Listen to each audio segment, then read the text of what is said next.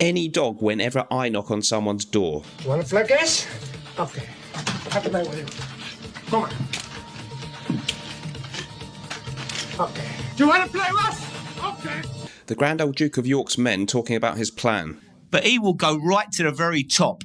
Right to the very top. And this was me at the end of a job interview when they said, do you have any questions for us? Would you like to know the truth about the stories regarding me taking my trousers down? Hello folks, welcome back to the show. So today we're going to offer you 5 really great alternatives, great fragrances for men from the House of Chanel if you want to avoid having to buy Bleu de Chanel L'Exclusive, which I hear is kind of okay, but a little bit ho-hum. That's what I'm hearing. I haven't tried it. Now, before we do that, don't forget, my recommended UK-based fragrance sampling site is the excellent FragranceSamplesUK.com. Go there and use my code MrSmelly2025 for 10% off an amazing array of designer and niche houses. My recommended USA-based fragrance sampling site is the Fragrance Decant Boutique website, decantboutique.com. Go there and use the code MrSmelly10 for 10% off a stunning array of scents, both highly recommended and listed in the description of this video by me. Okay. 5 beauties from the House of Chanel. Not saying anything against the new one. I bet these are maybe a bit more exciting, a bit more under the radar. Eau de Cologne from Chanel. It's part of their L'Exclusives line, so it's more expensive. It will be pricey. You can get a 75ml bottle or better value per mil if you get the whopping 200ml bottle. And it's the kind of fragrance where you might want to do that. This is a brilliant rendition of the classic citrus neroli Eau de Cologne style fragrance. If you love things like 4711, that really cheap one that doesn't last long, or if you love Neroli Portofino from Tom Ford, that kind of thing.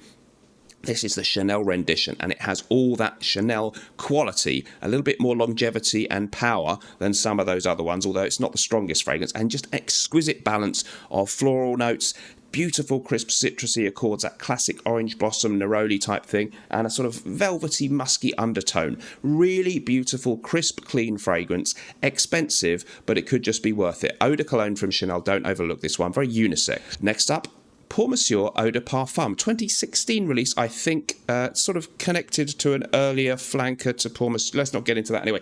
There is an Eau de Toilette of Pour Monsieur, which you would do well to consider too, but I'm going to highlight this one too, the Eau de Parfum Pour Monsieur.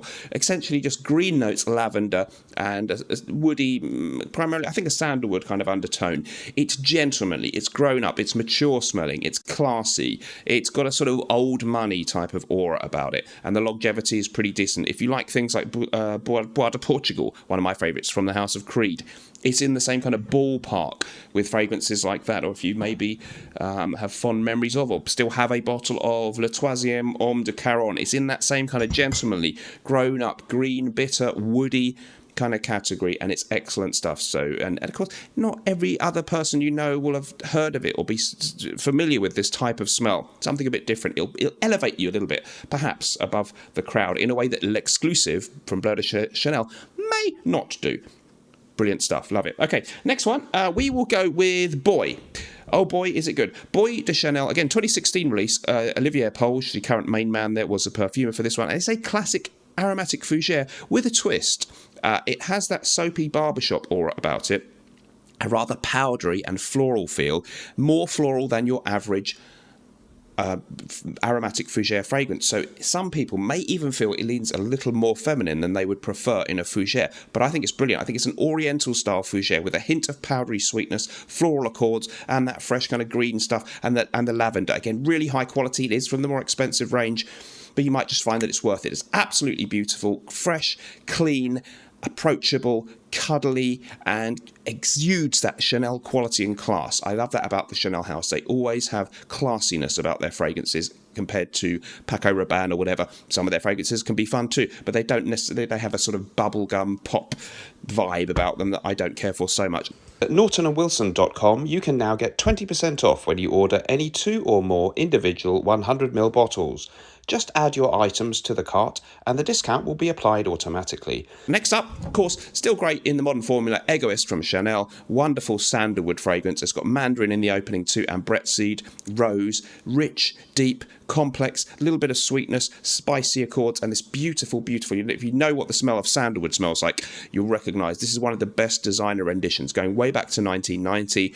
In my experience, Chanel don't mess up their reformulations too much, so I think it still smells great in the modern formula. So check out Egoist, still available in your department store. And finally, Antaeus, the Titan from 1981, and this is a beautiful masculine fragrance. It was only their second ever release. They released Pour Monsieur way back in the late 50s or mid 50s, and then incredibly, really, not till 1981 did we get Antaeus, named after a Greek, or is he a Roman, a god of some sort who had to have his feet rooted to the ground. And it's a chypre, so it has this earthiness. So you see what they did there?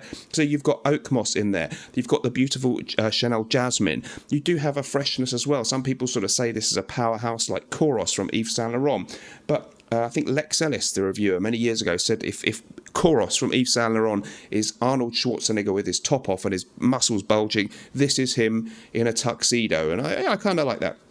Don't be put off that it's such a powerhouse or so polarizing. It is a likable, fresh, blue kind of fragrance in a very, very, very, very dark blue kind of way with a juniper note in there. There's freshness in there. There are floral notes. I think there's rose in there. I'm pretty sure there's jasmine and this deep, rich, earthy oak moss in the base. Absolutely classic. Not the strongest, actually. I think Chanel Egoist is probably the best performer in this list. I don't find this one terribly strong. So you can go heavy and still great in the modern formula. So let me know what you thought about those about those 5 selections from the great historic French brand of Chanel that could be worth looking at if you were intrigued about the new exclusive Bleu de Chanel, but thought, I tried it and I wasn't that excited. Try these instead, you might just love them. Please subscribe if you've enjoyed the video. Remember, whatever we're doing in life, let's project, and although sometimes life can stink, at least we can always smell good, right? Bye-bye.